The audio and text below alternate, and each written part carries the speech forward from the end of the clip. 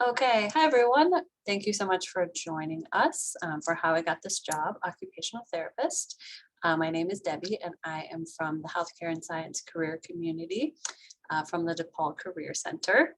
And this series is designed to introduce you to young DePaul alumni who have really cool jobs in healthcare and science, very broadly defined, and to learn about the various career paths that they took to get to those jobs. So we have talked to a PA who works in a psychiatry practice. We've talked to a nurse midwife. We've talked to healthcare data analytics people. And today we're talking to Erin, an occupational therapist. And thank you so much for joining us. We are recording this event and we will send the recording to everyone who has registered in Handshake. So please make sure you do that if you haven't already. We will also have a question and answer session towards the end. So if you have some questions that come up during, feel free to put them in the chat.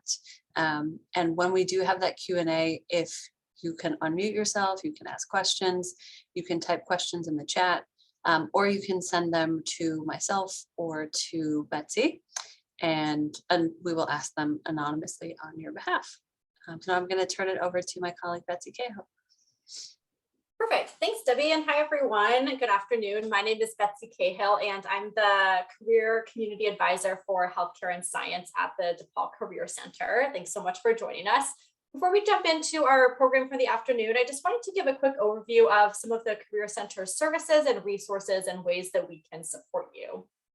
So I'm going to start off by sharing the Career Center's website. Has a whole wealth of information, but I wanted to start by talking about some of our advising services. So there are several different ways that you can receive advising from the Career Center. The first is through one-on-one advising appointments. These can take place in person, virtually, by phone. This is where you can connect with someone to talk specifically about where you are in your career development process, your career journey, ask questions, and get some personalized insight and guidance. And I'll show you how you can schedule those appointments in a moment. We also have a resume and LinkedIn profile review service. So if you have a resume drafted, if you've started to develop a profile for LinkedIn, which is a large professional networking platform, you can submit your information and get some feedback from a member of our peer career coaching team. And then finally, we also have a chat on our website. So this is a great option if you have particularly a quick question or need some resources. You can connect with a member of our team during business hours in real time. And I wanted to share too that our advising services, the one-on-one advising, as well as the resume and LinkedIn profile reviews, are available to current students as well as alums. Next, I wanted to share our Alumni Sharing Knowledge Network. This is a DePaul-specific network that is designed to connect members of the DePaul community, current students, and alums around career-related conversations. So this is a great way to learn about particular career paths and to connect with amazing alums like Erin. And then a couple of resources. Our career library is a fantastic library of over 50 handouts and tip sheets and videos about all sorts of career-related topics, from resumes and cover letters, interviewing, job and internship searching, networking, graduate school, personal branding, and more. So these are all really amazing handouts. I'll show you our resume one, which is one of the most popular. So these are a great place to start. They're also available 24/7. So really fantastic resource that I would encourage you to check out. And then we also have our UIP career courses. We have career management courses, 2 credit courses that are a great way to dive into your career planning, things like pivoting your career plans, kicking off your job or internship search, as well as our work and learn courses, including UIP 250, which is one of the ways that you can fulfill your experiential learning credit while working in a job or internship. Wanted to quickly show you our Handshake platform. You can access it from the homepage of the Career Center's website, and this is the primary career platform for a couple of key activities. So this is how you can schedule one of those one-on-one advising appointments with the Career Center. through the Career Center section. And then you click appointments and then schedule a new appointment. And you can then connect with a member of our team who best fits with you and your interests. Handshake also has a whole jobs board for job and internship opportunities. So if you're looking for professional opportunities, this is a great tool to utilize. And then finally, this is also where you can find all of our career-related events. And these are events that are both organized and hosted by the Career Center, as well as by external employers and companies. I wanted to highlight a couple of upcoming events that I thought might be of interest to this group. Our Summer Internship Fest is coming up next week. This is going to be a great way to get some tips and resources around kicking off a search for a summer internship. We have an Employer Insights event with the Chicago Department of Public Health coming up in early February that's going to focus specifically on their mental health services. And then our Winter Career Fair is coming up at the end of February. This is going to be a fantastic way to connect with employers, learn about potential job and internship opportunities. And again, you can find all of these events and more here on Handshake. And then finally, I wanted to conclude by sharing our LinkedIn group. Again, LinkedIn is a professional networking platform. We have a group on LinkedIn specifically for students and alums at DePaul who have an interest in fields related to healthcare and science. We post a lot of information in here about upcoming events and job opportunities, internships, career resources. So this is a great way to stay connected and get some of that content delivered directly to you. So I'm going to go ahead and pause there and turn things over to my colleague Kyra to get us kicked off. All right, hi everyone. My name is Kyra. I'm the Healthcare and Science Career Community Ambassador. And this event is just to introduce you to new careers in the health and science field. So today we have Erin, who's going to be speaking about her experiences here at DePaul. Erin, if you could introduce yourself, name what you majored here at DePaul, what you do now, where you work, and yeah, go ahead. Yes, my name is Erin McGee. I am an occupational therapist. I have been licensed for just about a year now. I graduated from DePaul in 2016 with a degree in public health and a minor in psychology. And then I had a gap year and then went on to get my master's in occupational therapy. And I currently work in Milwaukee for a group of charter schools that fall under the United Community Center and serve the Latino population. And it's awesome. Awesome, Erin, thank you so much. So we're gonna get into sort of a moderated Q&A where you get to know a little bit more about Erin's journey. And then after the moderated Q&A, feel free to ask some questions. Again, message Debbie or Betsy, and then they'll relay it to Erin anonymously. So feel free to ask any questions you have, or if you want, you can unmute. But that portion will be right after these set of questions. So to get us started, the first question is, tell us about your current role. So what is an occupational therapist, and what does like an average day or week look for you? Yes. So to start out, to understand occupational therapy, the word occupation has to kind of be defined. So occupations are anything that occupy your time. So occupational therapy is working to help you do anything that occupies your time. And that's both a means and an end. So we use occupations as a treatment method, but also as a goal. So we might be working on anything from eating, feeding, dressing to leisure activities like bowling or artwork, anything that occupies your time. So it's a very broad field, and we'll kind of get more into that. My role as an occupational therapist for schools, I start my day out at about 7:30 and I stay at school until 3:30. And within that time, I'm working with students, usually one-to-one or in small groups, sometimes in their classrooms, sometimes in my own room, working on skills, again, ranging widely, but traditionally fine motor and visual motor skills, sometimes emotional regulation, sensory regulation. It can be executive functioning skills such as organization, decision making. So it varies widely. I typically see between 5 and 7 students per day.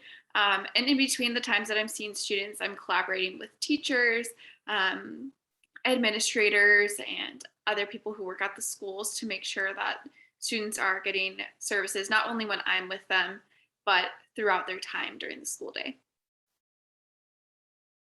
Awesome, thank you so much. So the next question is, tell us about your time at DePaul. Like, what did you study? What activities were you involved in on and off campus, and how did you explore the healthcare field? Yes, so I started out as a pre-med major with health sciences generally. And within my first 2 weeks, switched to public health as my emphasis in the health sciences major. I had a professor who just convinced me and made me fall in love with public health. And I'm so happy that I switched because it really fit my interests and has worked well in terms of OT and how I understand my OT practice. While I was at DePaul, I was in the first cohort of the Pathways Honors Program for Health Sciences, which was really cool. I got to give some feedback, but also had a lot of benefits with that in terms of exploring healthcare. We went on some field trips, we had guest speakers, and just generally being around other students who had similar interests and getting to discuss different health careers was really beneficial, I think. I went in knowing that I wanted to go into occupational therapy, so I was pretty one track, though I did keep my options a little bit open. Again, switching to public health, I was like, oh, maybe there's something else out there for me. So talking to professors and again, just having a lot of guest speakers like this, where I got to listen to people and hear about their experiences. And I actually did end up shadowing someone who spoke at DePaul, who was an occupational therapist and an alum. So that was really, really great. And that kind of solidified that OT was what I wanted to do. As far as activities, while I was at DePaul, I was employed with housing. I was a front desk receptionist and then a lead while I was at at DePaul. So I was working from freshman year all the way until the time I graduated. I was part of Demon-thon and had various roles in that. And that was actually another really great way for me to explore healthcare because it's so closely tied with the hospital. We got to interact with healthcare administrators and just people with different roles, as well as families who were receiving healthcare, which is in my eyes, the most beneficial way to explore healthcare because you're learning and navigating the different relationships that they have to have with their different providers. So that was really great and super fun. And then I was also part of Alpha Phi Omega, the co-ed service fraternity, and I had various roles in that as well. So those Demon-thon and APO really took up a lot of my time, but again, gave me a lot of opportunities to interact with different populations and explore different career fields that are still within that health and science region, and gave me a lot of experience in terms of volunteering, which was really beneficial for when it came time to apply to schools. And then my last quarter at DePaul, I was also working as a PT and OT aide at an occupational therapy and physical therapy office. So that was another way for me to kind of explore both of those careers at the same time and have like a very direct comparison. Awesome, thank you so much. So you talked about going to grad school, you have to go to grad school to become an OT. So tell us more about your application process to like grad school, including like how you chose to pursue occupational therapy. Yes. So I graduated in 2016, that fall quarter, and I initially had intended on applying to grad school and going directly starting like that following fall. But I had some events that came up and I ended up taking a gap year, which ended up being kind of the best thing to happen to me, in my opinion. I got to continue working at that PT and OT office and develop some really great relationships with the OTs there and gain some skills that I still use as an occupational therapist to this day. And I also got to work at a swim school, which is one of my passions, is swimming. So that was really great. And I actually learned a lot of very valuable skills in that job that have transferred directly to my practice now, because I was communicating daily with parents, with students and children of various abilities, and grading and changing things just like I do in my job now, which has been super beneficial. I also got to manage at the swim school, and as an OT, sometimes we're managing aides or certified occupational therapy assistant. So that gave me a lot of benefit because I have experience managing. So that's something that I felt confident doing even as a new grad because I had that previous job experience. And so then when it came time to apply for OT school, I had references of both my OT job and at the swim school who vouched for me, as well as a DePaul professor who wrote me letters of recommendation. And then they have a universal portal that most of the schools use. And so I applied through that to 6 or 7 schools. I can't recall at this very moment, 6 or 7 schools. And as the application process goes on, you'll slowly hear back from schools. And I ended up interviewing at 4 schools. And the 4th one that I interviewed at was the one that I ended up going to. And I had 2 other interviews lined up after that 4th one. But I got accepted 2 days after my interview.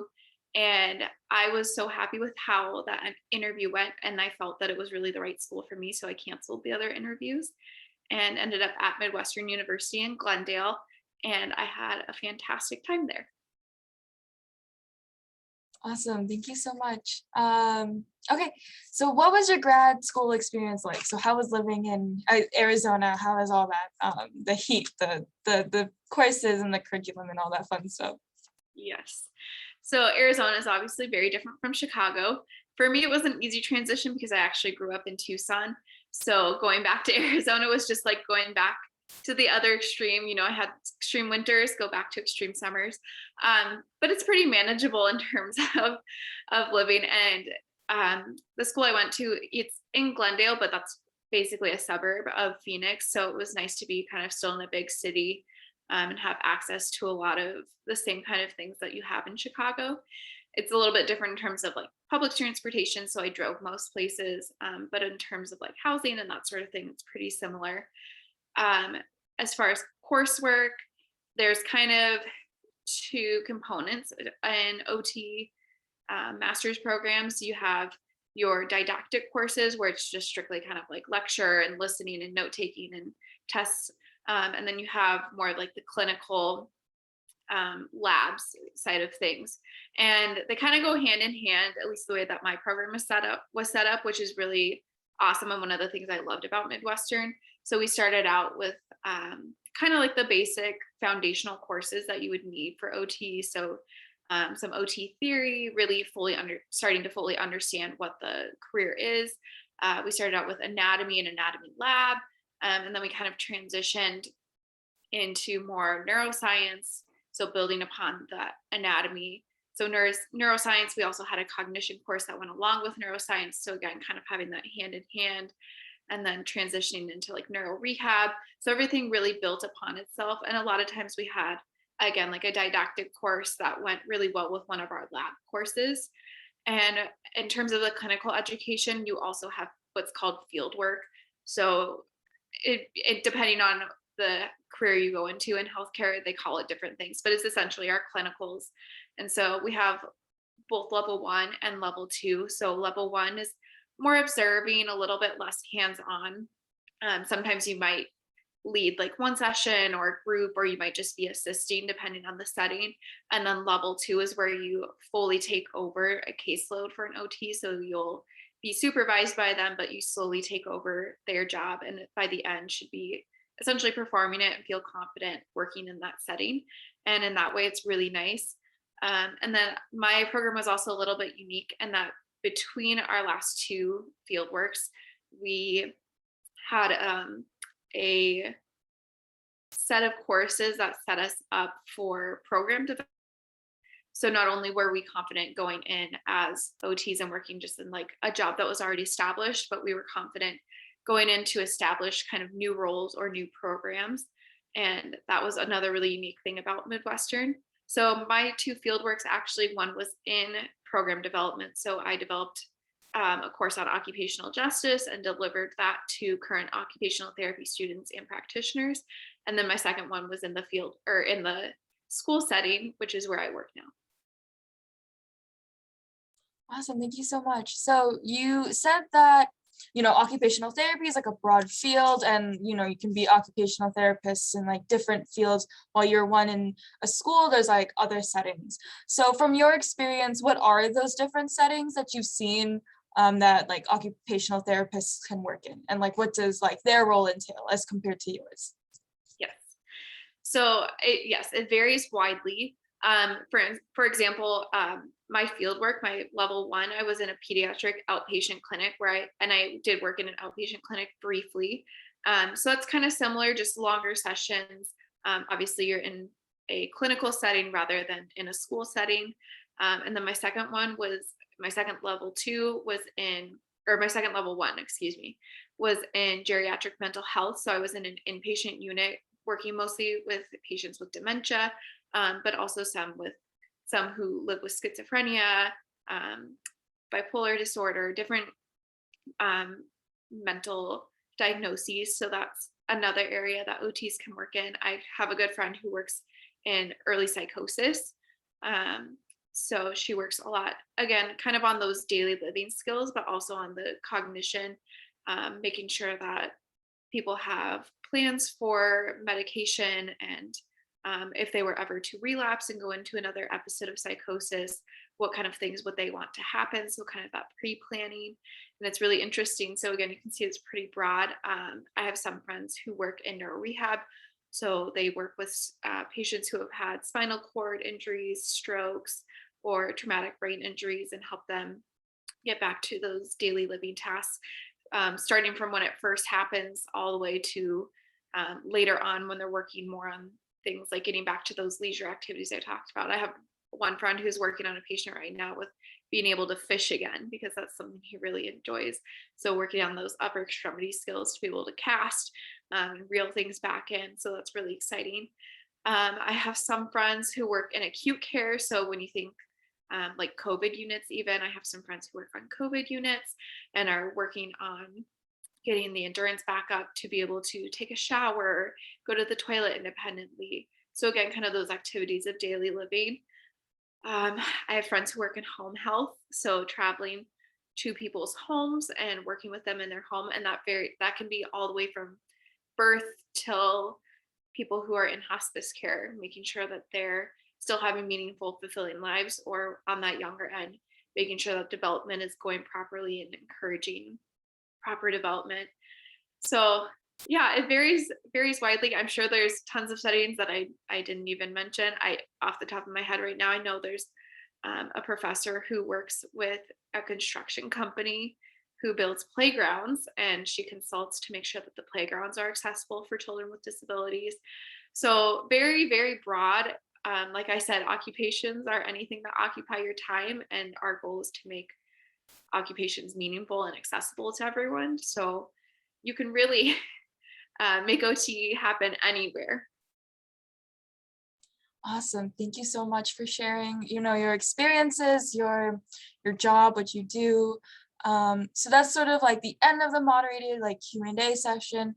If you have any questions, again, feel free to send it in the chat, send it to Betsy or Debbie or me, or feel free to like unmute and ask your question. But I will turn it over to Debbie and Betsy so they can sort of moderate this portion.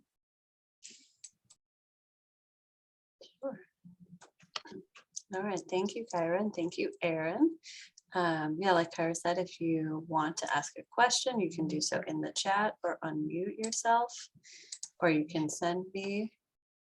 All right, well, we have a great first question from Anna. What advice do you have for aspiring occupational therapists? Oh, it could be so many things. I think my biggest piece of advice would just to be get out there and get experience in anything. Like I said, on my gap year, I was working in a PT and OT office, but I was also working at the swim school. And the swim school provided me with so many good experiences that have transferred over to my occupational therapy practice. So any kind of job, any kind of volunteering, any kind of experience where you're working directly with people, especially if it's a population that you're interested in working with as an occupational therapist, is going to be very beneficial to you in your interviews. It's going to give you things to talk about. It's going to give you experience with that population. So when you go into your field work, you're going to already be comfortable working with them. that would be my biggest piece of advice, is get out there and literally do anything with people.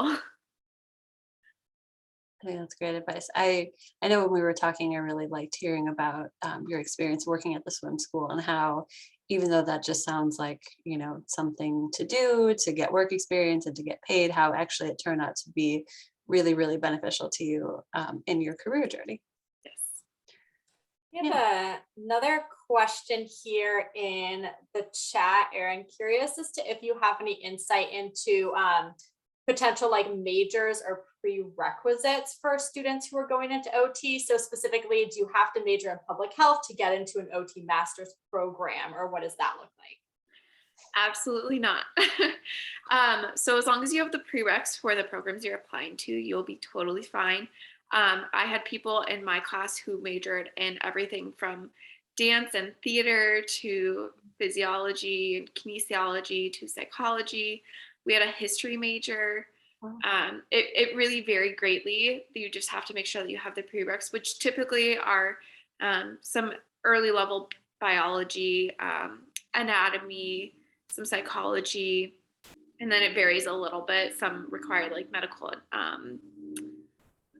terminology. So you would have to look into the programs that you're interested in, but you can literally major in anything and go into OT. Just like I was saying before, OT is all about occupations. So sometimes schools love when classes are diverse in terms of like their backgrounds, because you want people who know about all different types of occupations. So for instance, having a student who was really familiar with dancing was really awesome, because then when we were talking in class about people who want to get back to dancing, she was able to give us a lot of insight about, okay, well, like here's how your body functions, and like here's some other things you need to think about. So you can major in anything you want, just make sure you get in those prereqs.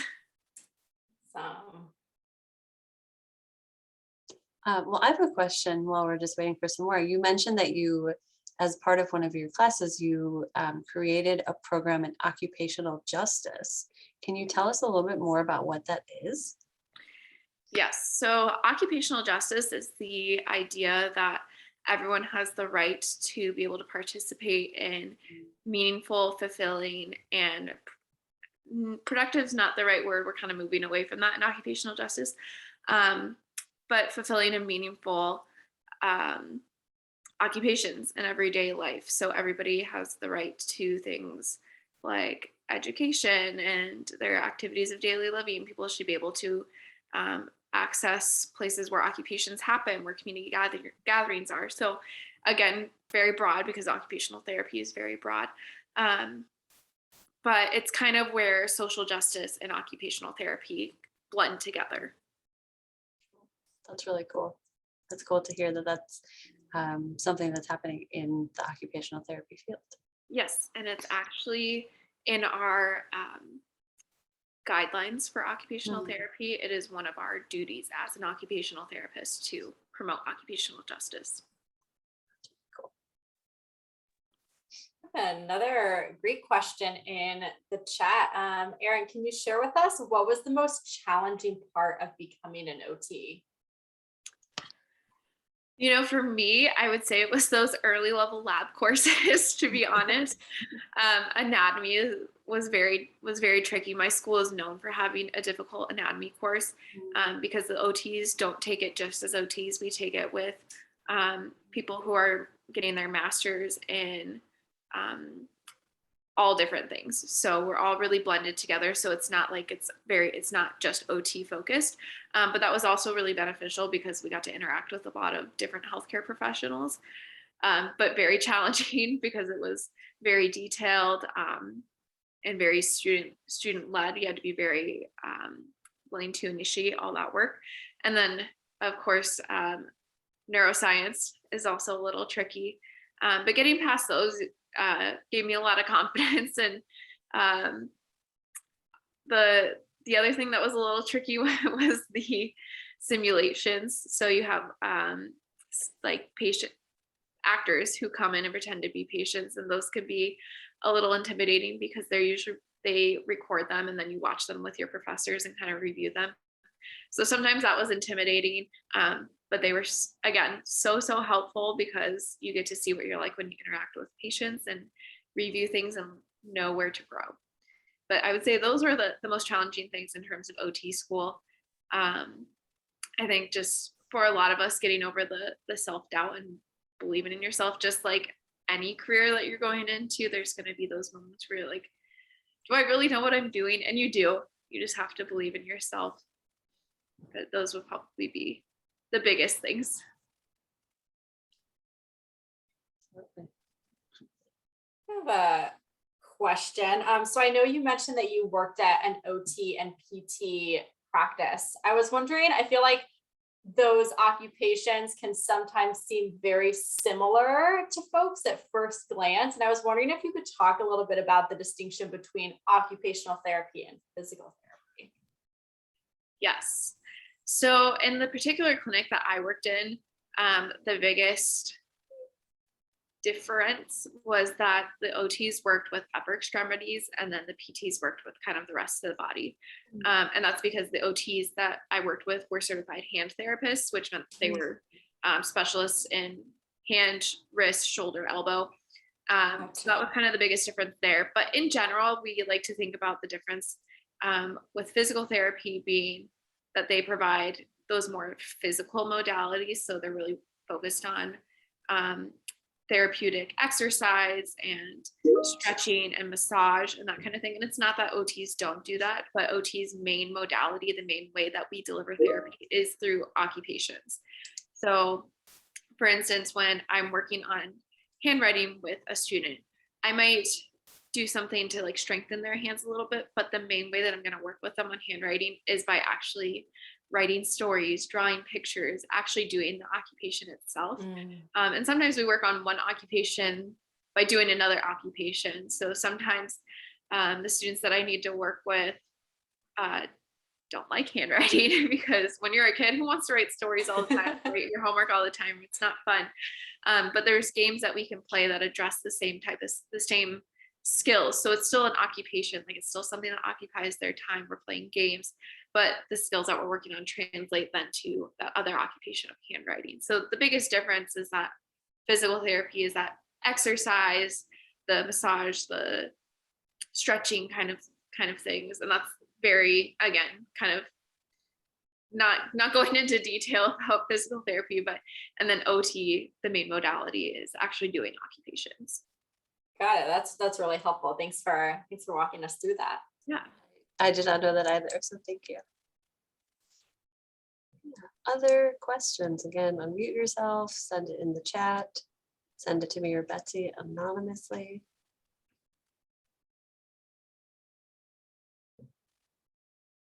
Wait just a second to see if there's another question.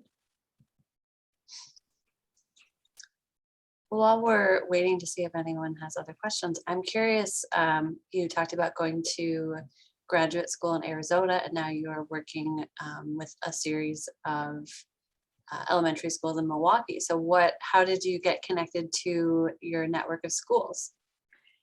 So I ended up in Milwaukee because my boyfriend works for the Brewers. So that's how I ended up in Milwaukee. The field work I mentioned where I did program development, I actually came up with the program that I did because I networked and talked with a lot of people in Milwaukee because I knew I would be moving here. So I talked to a lot of people who work in youth justice and violence prevention and things like that. So I got connected to some people in that way. But I actually got my job just kind of out of luck. A lot of luck. The schools here have a common job board. So I found the job posting and I applied online and got a call that same day to set up an interview, and 2 days later interviewed and then had the job that day. So very lucky.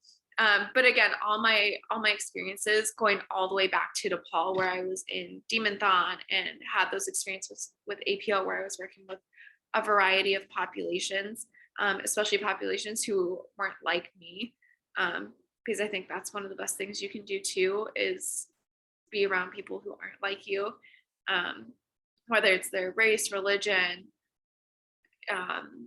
socioeconomic status, health, just, I mean, anything. You just want to expose yourself to as many people as you can. So all the experiences all the way back again to DePaul were helpful in my interview there.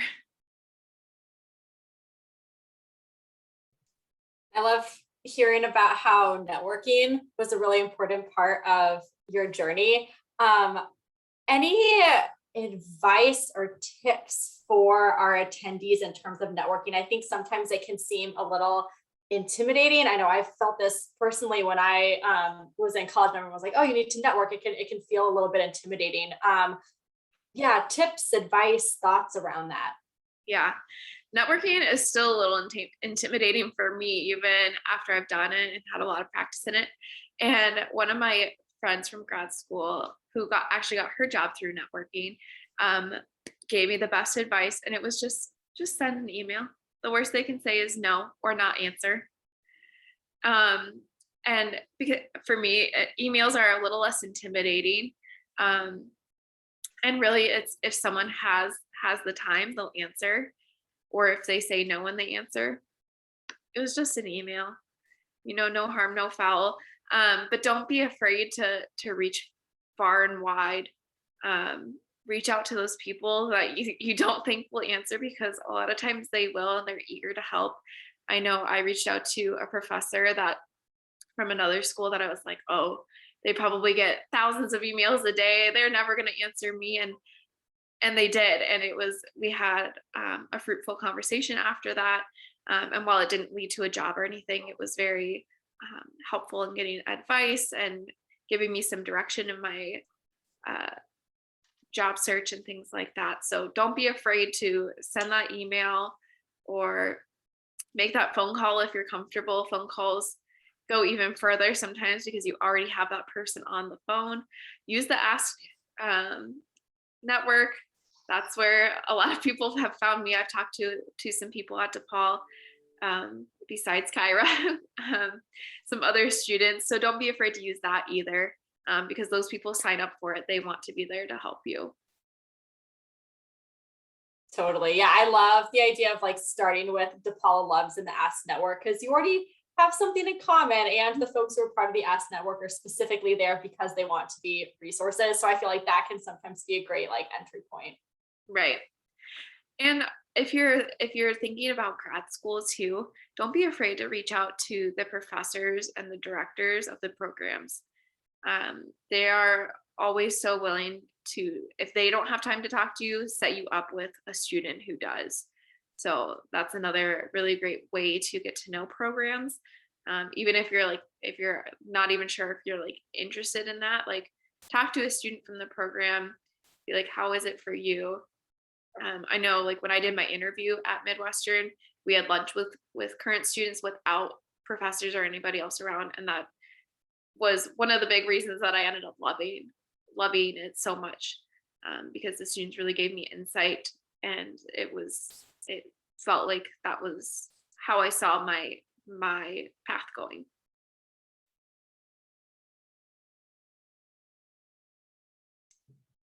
Right. Any other questions? We have time for probably one more. Okay. I have a question if nobody else has a question. Please. Yeah, so if you could talk to like your freshman year you, like you could go back in time, what would you tell her? I would tell her it's okay and you don't have to do it all. I think freshman year, I felt like everybody around me was doing so many really cool things. And I was like, I want to do that and that and that. And I did eventually figure out like what was really important to me and what I felt like I really resonated with. But at first I felt like I was getting pulled so many different directions, and it was okay to explore. But I think I had it in my head, like I need to do every single thing because I need to look like the most accomplished person in order to get into grad school. And that's really not the case. It's really about finding things that are meaningful to you and that you'll be able to talk passionately about and share those experiences and apply them in a meaningful way to your future career. So don't feel like you have to do everything and know that it's all going to be okay and it's all going to work out.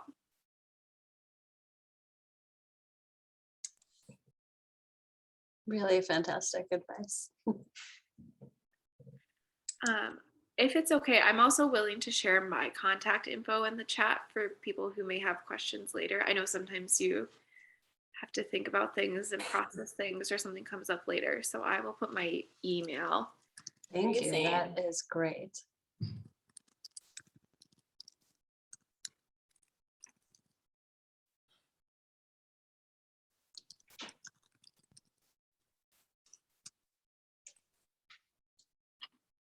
Awesome. Yes. So there's Erin's contact information. Feel free to write it down. That's the end of our little how I got this job panel. Erin, thank you again for like all your time, all of like the planning calls, like coming to this event and speaking about your experiences. It really means a lot to, us, the DePaul community. And we're just glad we got to like hear a little bit about your time here at DePaul and like your grad school experiences. So yeah, and everyone, thank you for coming, for taking a time out of your, Tuesday afternoon to come join us and hear us talk. Just a reminder, we will be sending out a video recording in case you missed the first half or you want to rewatch something, that will be going out soon. And then the summer internship fest and the career fair will be soon. I think it's this month. Summer internship is the 2nd, if I'm not wrong. Perfect. So feel free, if you're looking for something to do over the summer, getting ahead, be sure to check out the summer internship fest. That has a lot of opportunities or like panels and more panels and stuff like that, just to like get your foot in the water, so to say. We're always looking to get feedback on our programs, so I think Debbie's gonna launch a Zoom poll, so we would very much appreciate it if you would fill it out before we get going.